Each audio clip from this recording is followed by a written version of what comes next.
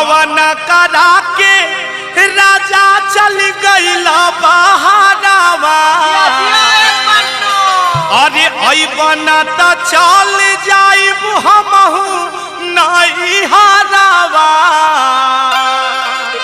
यही भाव में कहा तारी कैसे हो। गवना करा के राजा चल गइला